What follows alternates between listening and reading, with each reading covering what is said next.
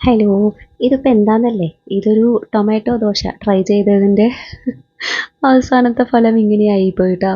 അതിപ്പോൾ എന്താ ദോശയല്ല ഇഡ്ഡലിയാണെന്നല്ലേ തോന്നണേ. കഥ പറയാം കേട്ടോ.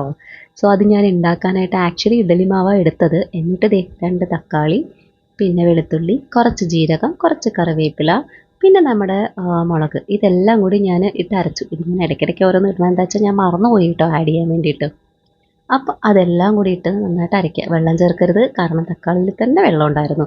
സോ അപ്പം ഞാൻ ഈ മാവിൽ ഈ അരച്ചത് ഞാൻ മിക്സ് ചെയ്തു. ആവശ്യത്തിനൊക്കെ ഉപ്പൊക്കെ നോക്കി ഞാനത് മിക്സ് ചെയ്തു.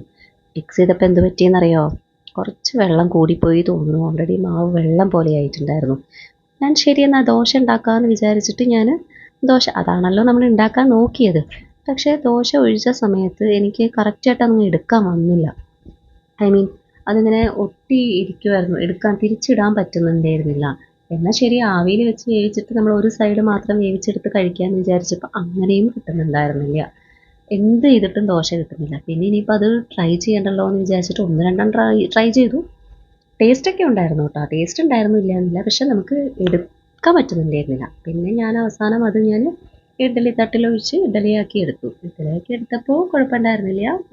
ടേസ്റ്റൊക്കെ ഉണ്ടായിരുന്നു, വലിയ പ്രശ്നമൊന്നും ഉണ്ടായിരുന്നു. ടേസ്റ്റിന് ഒരു കുറവുമില്ല, പക്ഷേ ഉണ്ടാക്കാനുള്ള കുറച്ച് ബുദ്ധിമുട്ട്. അപ്പോൾ ഇതൊരു പാളിപ്പോയ പരീക്ഷണമാണ്. എന്നാലും പിള്ളേരൊക്കെ കഴിച്ചു, കുഴപ്പമൊന്നുമില്ല എന്ന് പറഞ്ഞു. അപ്പോൾ ശരി, അടുത്ത വീഡിയോയിൽ കാണാം കേട്ടോ. Tata, bye bye.